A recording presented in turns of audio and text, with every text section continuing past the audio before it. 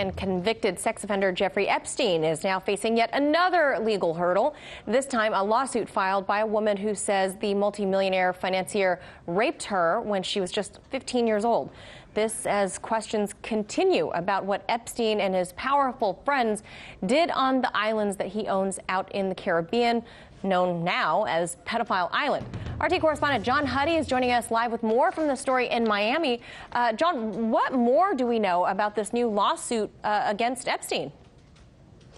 Well, Manila, it was filed by a woman named Jennifer Arraez, who says that when she was 14 years old, a young woman approached her outside her New York City high school.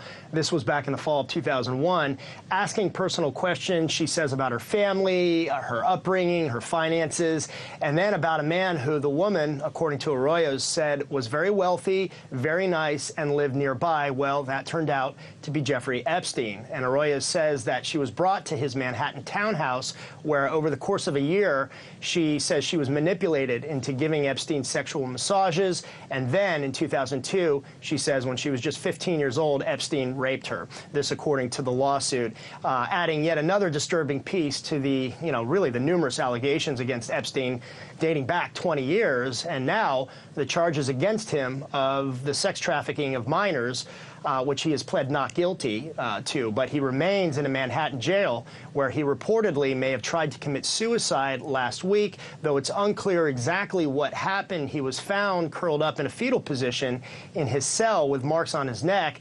This apparently, by the way, happened just 2 days after he was served the papers having to do with this new lawsuit, Manila.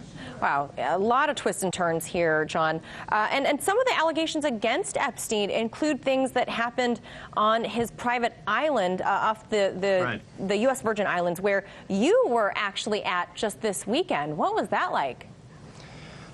Very strange, honestly, very bizarre. We chartered a boat and went out to Little St. James Island and Great St. James Island, both owned by Epstein. Little St. James, which has been called Pedophile Island, as you referred to in the intro, by the locals in St. Thomas and St. John, is where Epstein's main residence is, and we saw that building along with several others on the island, possibly, guest houses, maybe employee quarters, not exactly sure.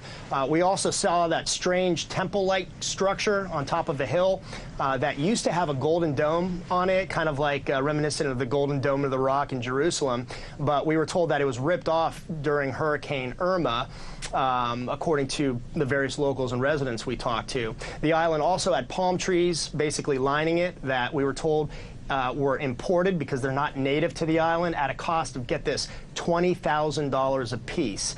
There were also roads built on the island, private beaches that at this point sat vacant, a water fountain, and even, strangely enough, a fake cow that Epstein, according to the people we talked to, would actually move around the island to make it look like it was real and grazing. Very, very strange. Many locals were reluctant to go on camera to talk about Epstein, Manila, just simply because of the charges. They didn't want to be connected. But we did talk to a lot of people on background who basically said that despite the luxurious look of the island, there had always been this dark and sinister feeling about it. And several people we spoke with said that they're relieved that Epstein is once again in jail.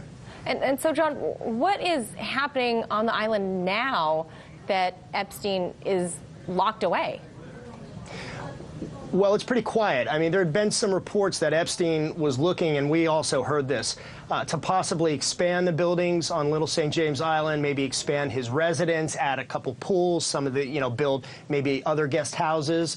Across the bay on Great St. James Island, we did see some structures that appeared to be under construction and a couple others that had been built, we're told, in recent months. And we were also told that Epstein was basically going to use that island as the quote-unquote back of the house, basically the backyard for the main island, Little St. James, building possibly more employee quarters on Great St. James, maybe more guest houses. We're not exactly sure. But when we were there, there was really nothing going on. It was a weekend, but there was no work. There were no people around, just a couple boats we saw with, tourists going snorkeling around the islands where there are a lot of sea turtles. We saw some ourselves.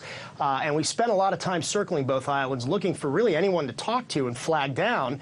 And for several hours, as I said, we didn't see anything. That is until I decided to actually go on the island and try to find somebody to let them know that we were doing a story, as, you know, is our job to give people a chance to talk to us. And that's when things got a little, shall we say, a little confrontational. But I'll have more on that part of the story and what happened tomorrow in a full report about our trip, Manila, so stay tuned. Oh, man, you're leaving us on a cliffhanger. John Huddy, glad you are back safe, and his security guards, by the looks of it, didn't rough you up too bad then. All right. John Huddy, thank you. Hey YouTube, thanks for checking out our channel. We hope you enjoyed the video.